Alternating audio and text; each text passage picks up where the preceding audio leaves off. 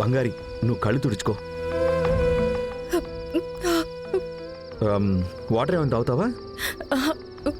వద్దు sir, thank you. బంగారి, నువ్వు థ్యాంక్ యూ చెప్పాల్సిన అవసరం లేదు. నేను ఇలాంటి సిచ్యువేషన్స్ని ఎన్నో ఫేస్ చేశాను. అన్నిటినీ దాటడానికి నువ్వు ఎంతో హెల్ప్ చేశావు. అప్పుడు నేను థ్యాంక్ యూ చెప్తే ఇది నా బాధ్యత అనే కదా చెప్తావు. ఇది అంతే కదా బంగారి.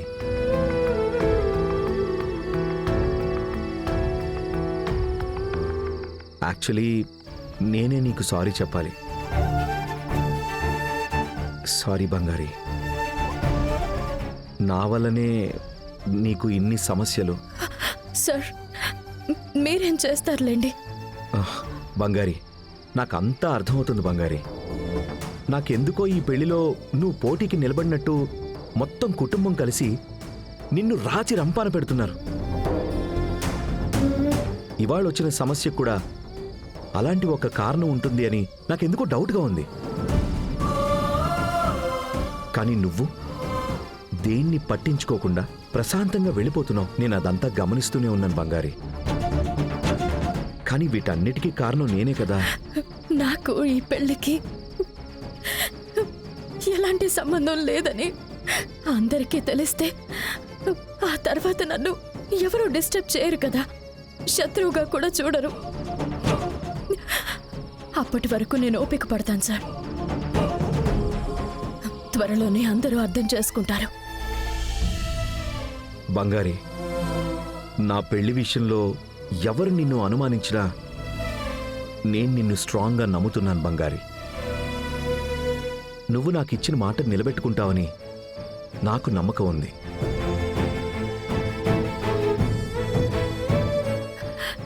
తప్పకుండా సార్, నా వల్ల మీ పెళ్లిలో ఎలాంటి ఇబ్బంది రాదు. బంగారి, నీకు ఎలాంటి సమస్య వచ్చినా నాతో చెప్పు. ఎప్పుడు అవసరమైనా నేను నీకోసం వచ్చి నిలబడతాను. అది ఎప్పటికీ మారదు.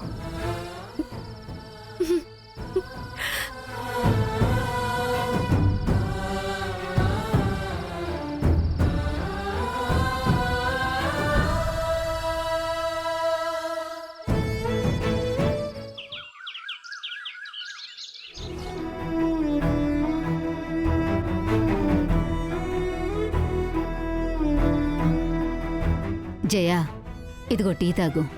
వద్దక్కా. తాగు జయా. మనసేం బాగోలేదక్కా. ఏమైంది? ఈ ఇంట్లో జరుగుతుందంతా చూస్తుంటే చాలా కంగారుగా ఉంది.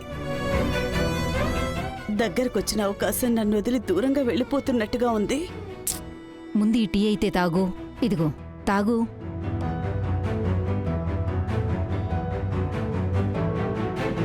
ఎందుకిలా ఆలోచిస్తున్నావు? నా మేనల్లుడికి వేరే అమ్మాయితో పెళ్లి ఏర్పాట్లు జరుగుతున్నాయి. అది నేను ఎలా తట్టుకోగలను?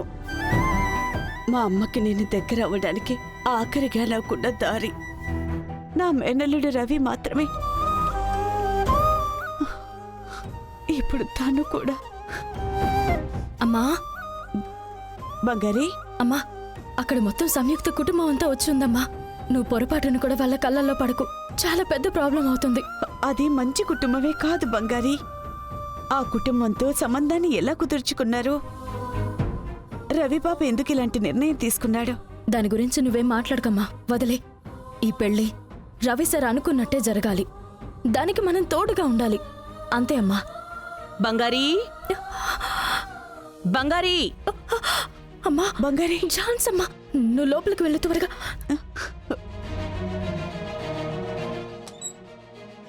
బంగారి. జాన్సమ్మా, రండమ్మా. రండి ఝాన్సీ అమ్మా, రండి. నమస్కారం అండి. కూర్చోండి. మీరు కూర్చోండి.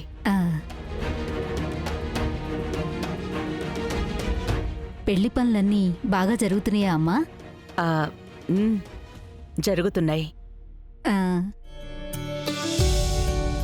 బంగారి, నువ్వు వెళ్ళి వేడిగా ఒక టీ పెట్టి తీసుకురా. సరే జాన్సమ్మా.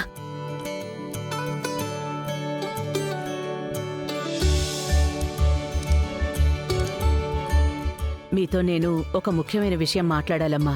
చెప్పండమ్మా. మా ఇంట్లో ఏం జరుగుతోందో మీకు బాగా తెలుసు. రవి ఒకవైపు ఆ సంయుక్తతోనే పెళ్లి చేసుకోవాలని మొండి పట్టుపడుతున్నాడు. నా కోడలేమో తన సొంత అన్న కూతుర్ని ఇచ్చి చెయ్యాలని ఆశపడుతోంది. కానీ నా ఆశ చెప్పండమ్మా. నా ఆశ ఏంటంటే రవికి బంగారికి పెళ్లి చేయాలని, అంతే.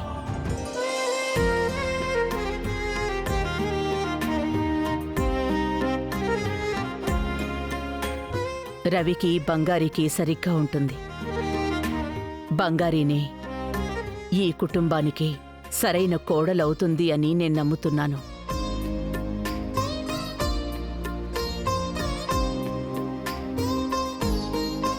మొదటిసారి నేను బంగారిని చూసినప్పుడే బంగారి నాకు బయట మనిషిలాగా అనిపించలేదు. నా సొంత మనిషి అనిపించింది. నా కుటుంబంలో పుట్టింది ఈ పిల్ల అనే భావన నాకెందుకో కలిగింది.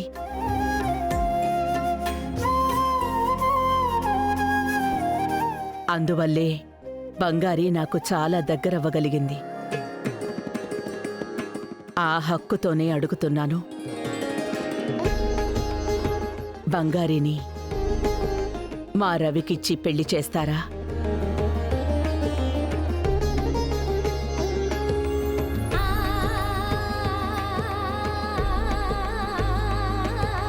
మిమ్మల్ని అడగకుండానే నేనే బంగారి జీవితం మీద అధికారం తీసుకున్నాను. సవాల్ చేశాను. తప్పైపోయింది. నన్ను క్షమించండి. అయ్యో, ఏంటమ్మా, మా అమ్మలాంటి వారు మీరు. మీరు నన్ను క్షమాపణ అడగటమేంటి? లేదు, అలా మీరు ఆలోచించకండి. ఎవరు తప్పు చేసినా ఎవరినైనా క్షమాపణ అడగచ్చు. ఇక నేను మా రవి గురించి చెప్పాలి. రవి మంచివాడే, కానీ కొంచెం ముక్కోపి. ఆ కోపం వల్లనే తను చేసే పని తప్పైపోవచ్చు. కానీ కోపంగానే తగ్గించుకున్నాడంటే వాడు బంగారు తండ్రి. అన్నింటికీ మించి అలాంటి ఒక మంచి అబ్బాయి ఎక్కడా ఉండడు.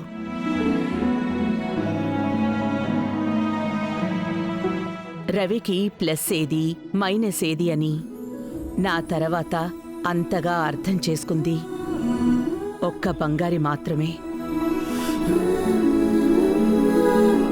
నేను మీ దగ్గర ఏదీ దాచాలని అనుకోవడం లేదు. అందుకే చెప్తున్నాను,